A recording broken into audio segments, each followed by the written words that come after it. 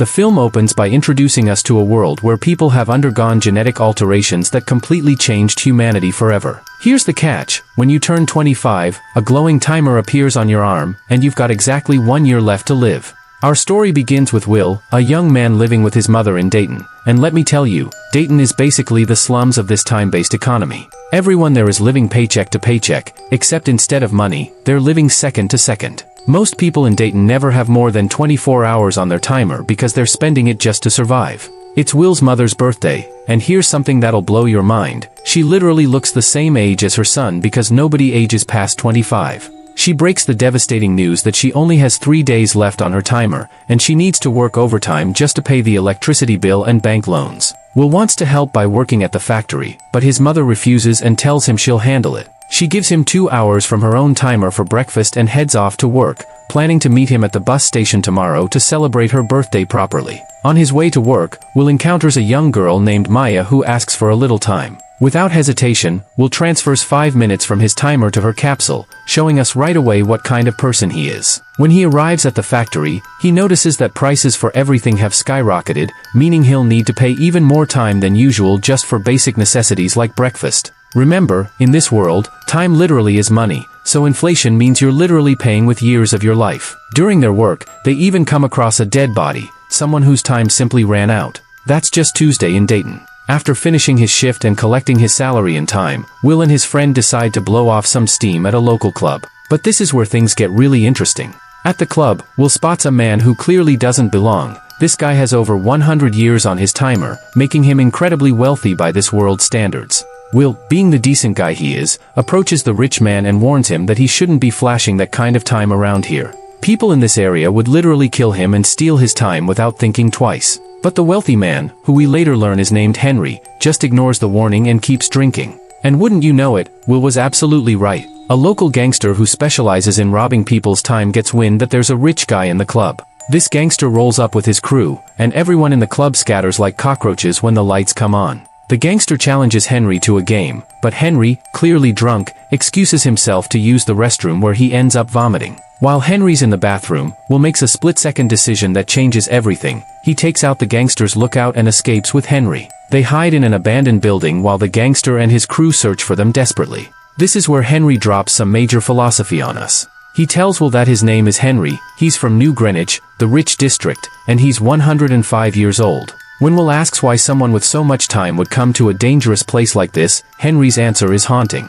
He says that having all this time means nothing to him anymore. He's tired of living, tired of existing, and he's done everything there is to do in life. He's basically seeking death because immortality has become a curse. They both start drinking heavily, and here's where the movie takes a dramatic turn. While they're sleeping off the alcohol, Henry transfers almost all of his remaining time to Will, keeping only 5 minutes for himself. When Will wakes up, he's shocked to see over 100 years on his timer. He realizes what Henry has done, but it's too late. Henry walks to a bridge and waits for his final 5 minutes to tick away before jumping to his death, finally finding the peace he was seeking. Will is devastated but also conflicted. He now has more time than he ever dreamed of, but it came at the cost of someone's life. Will rushes to tell his friend about what happened and even shares 10 years of his newfound time with him out of generosity. Meanwhile, Will's mother has managed to pay off all her debts and is heading back to Dayton to celebrate with her son. But here's where the cruel irony of this system becomes crystal clear. The bus fare has increased from 1 hour to 2 hours. Will's mother only has an hour and a half left on her timer.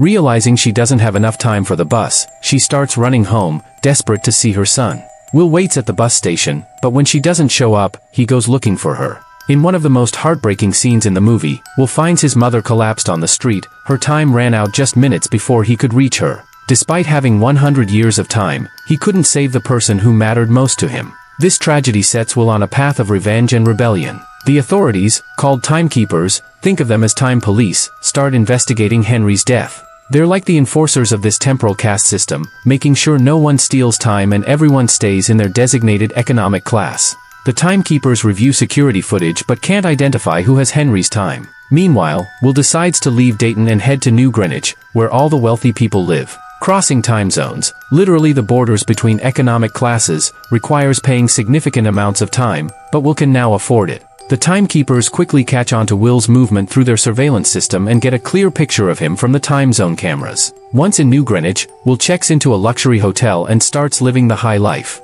At the hotel restaurant, he spots a beautiful young woman named Sylvia from a wealthy family. He asks about a casino and decides to try his luck at high-stakes poker. At the casino, he meets a man who's essentially the time banker of the city, the wealthiest and most powerful person around, practically immortal with his vast time reserves. Will joins a poker game where the stakes jump to over 1,000 years, and amazingly, he wins big. The wealthy man is so impressed that he introduces Will to his daughter, who turns out to be Sylvia, the same woman from the hotel. Sylvia invites Will to a party at her family's mansion, so he buys an expensive car and shows up in style. At the party, Will is introduced to high society, and he and Sylvia share a romantic dance. However, Sylvia's parents are not impressed with this mysterious newcomer from the wrong side of the time zones. Unfortunately for Will, the timekeepers have tracked him down.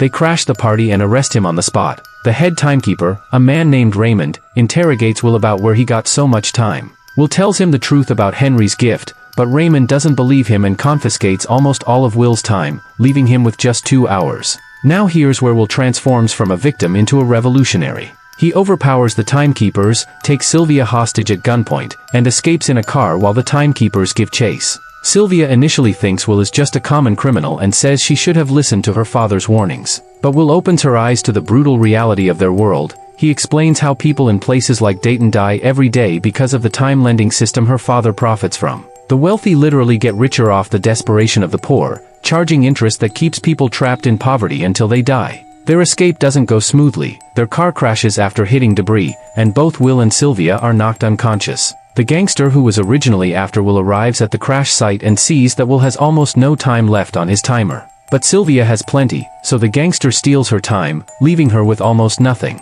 However, he flees when he hears police sirens approaching. When they wake up, Sylvia is shocked to see how little time she has left. For the first time in her privileged life, she's facing the reality that most people live with every day. Will takes her to visit his friend, the one he gave 10 years to, only to discover tragic news from the friend's wife. Apparently, having so much time made the friend reckless, he started drinking heavily and died in an accident. This shows us that the system is broken for everyone. Too little time kills you, but suddenly having too much can also destroy you. Will manages to get some time by selling Sylvia's expensive earrings, giving them 2 days to figure out their next move. He takes Sylvia to his old neighborhood in Dayton, where she experiences firsthand how the other half lives. She watches people working desperately just to survive another day, and it completely changes her perspective on the world she came from. When the banks reopen and Sylvia's father still hasn't paid the ransom to get her back, she makes a life-changing decision. She tells Will she won't go back to her old life. Instead, she wants to help him change the system and redistribute time to help the poor people trapped in places like Dayton. Will warns her about the dangers they'll face, but Sylvia is determined. When Will asks her to call her father, the head timekeeper Raymond shows up instead. Sylvia shoots at him, and she and Will escape in his car after Will gives Raymond some of his precious time, showing his humanity even toward his enemies. Sylvia asks why he'd give time to someone hunting them, and Will explains that Raymond doesn't have much time left and could die before his backup arrives. This reveals something crucial. Raymond is also from Dayton originally, working for the system that oppresses his own people. Meanwhile, we see Raymond meeting with Sylvia's father, who tries to bribe him to not arrest his daughter. But Raymond refuses, saying Sylvia is just as guilty as Will and he can't show favoritism. Will and Sylvia decide to take their rebellion to the next level by robbing Sylvia's father's bank, which contains thousands of time capsules with centuries of stored time. They successfully pull off the heist and immediately start distributing the stolen time capsules to the poor people of Dayton.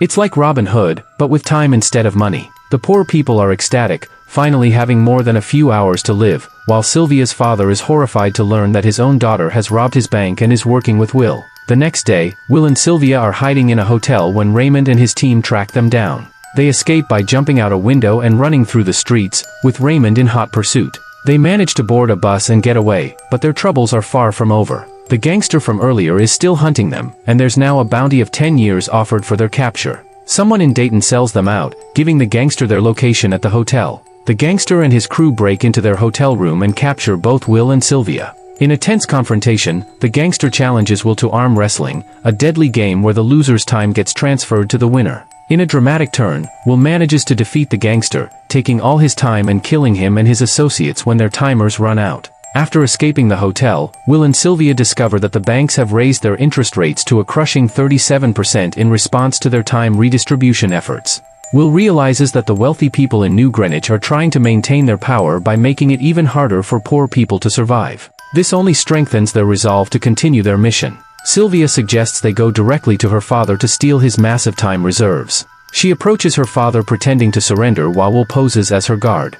They kidnap her father and force him to reveal where he keeps his time storage, a facility containing capsules worth millions of years. When Will announces his plan to distribute this time among the poor, Sylvia's father argues that it would destroy the natural order and warns them against it. But they ignore his pleas and escape with a capsule containing 1 million years. Raymond learns about the theft and begins pursuing them as they race back to Dayton with their stolen time. In a dramatic car chase, Raymond uses his vehicle to ram their car, causing both vehicles to crash. Will quickly exits his car and gives the precious time capsule to Maya, the same girl he gave 5 minutes to at the beginning of the movie. He tells her to distribute the time among all the poor people in Dayton. Raymond draws his gun on Will and Sylvia, but Maya has already started distributing the time, causing chaos and celebration throughout the district. Will and Sylvia use this distraction to escape, but Raymond pursues them relentlessly. In the final confrontation, Raymond corners them with his gun drawn, but he's running low on time himself. Will reveals that he knows Raymond is originally from Dayton and understands why he doesn't want anyone to leave the district and become wealthy.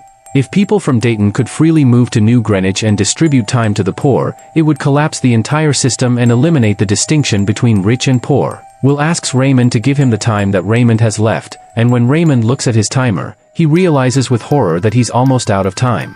His timer runs out, and he dies just as Will and Sylvia are taking his remaining time from his car, giving them enough time to continue their mission. The movie ends with news reports showing that people are traveling en masse from Dayton to New Greenwich. The distribution of the million-year capsule has effectively broken the entire system. The timekeepers, realizing they can no longer maintain control, abandon their posts and quit their jobs. In the final scene, we see Will and Sylvia outside another bank, clearly planning their next heist to continue redistributing time and wealth.